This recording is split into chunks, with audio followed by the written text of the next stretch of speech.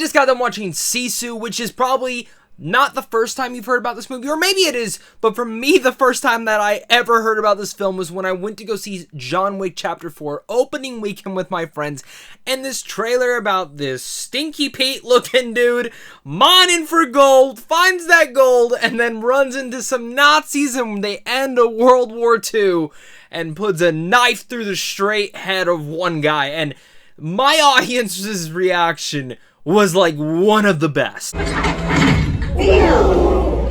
I truly mean that, like, instantly from there, my friends were asking, what is this movie? And I said, I have no idea. I've heard the name, but I did not know that this is what it was about.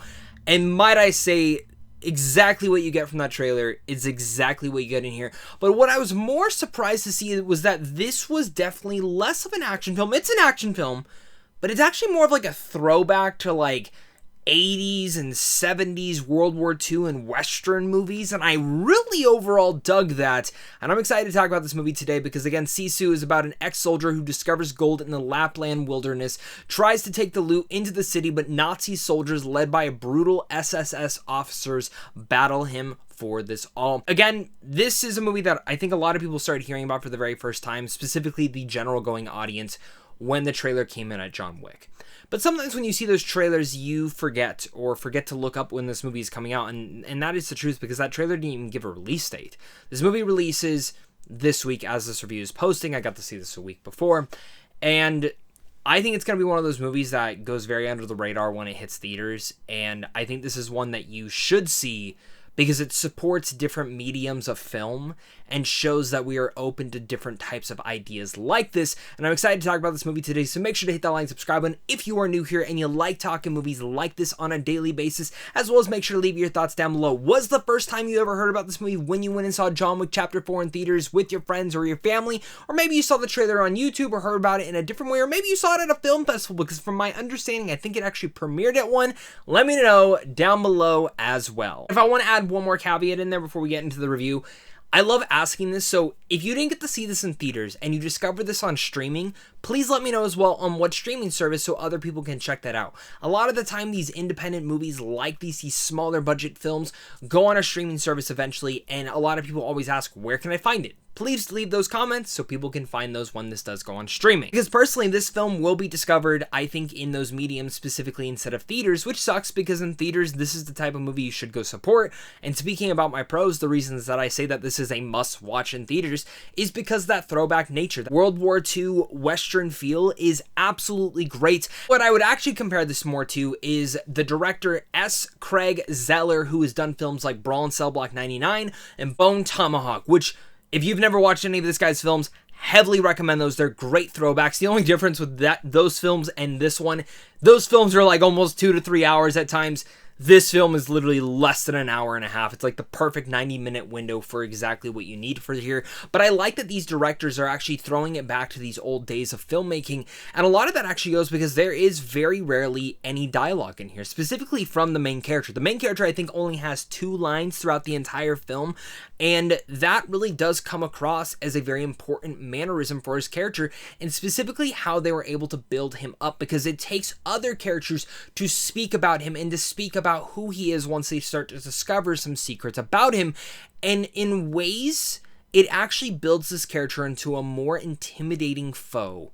Every single detail that you get to find out that's not specifically coming from him, and you genuinely, you don't learn anything about him besides the little bit of mannerisms that the actor gives. That's risky, but it works for this moment. And specifically, this is an actor that I've truly never really seen in anything in my entire life. That does help in roles like this, and I'm happy that this actor got a role like this to do, because now I'm going to be on the lookout for whatever he does next, and hopefully this film pushes him into that next trajectory to get another gig like this. He's badass. Like, his physicality is absolutely out there. Seeing him murder Nazis is some of the best feelings that you could absolutely see, and a lot of people will compare this and say, oh, it's John Wick with Nazis. And I would go as far as say it's not that. Like, it's from some of the producers, and you can definitely tell that in the kind of the same vein of what the producers have been doing, whether it's with Atomic Blonde, Nobody, John Wick, and the rest of those other action films like those in the franchise. You definitely see that, like, where this inspiration is coming from, but it's different in its own style. And I've liked how, like, when you look at Atomic Blonde, it's more of like a Cold War spy espionage film. When you look at Nobody, it's a little bit more in the vein of John Wick, but I think there's a little bit more humor knitted into that one. And then John Wick is just freaking John Wick. It's the assassination fantasy world that you could ever expect.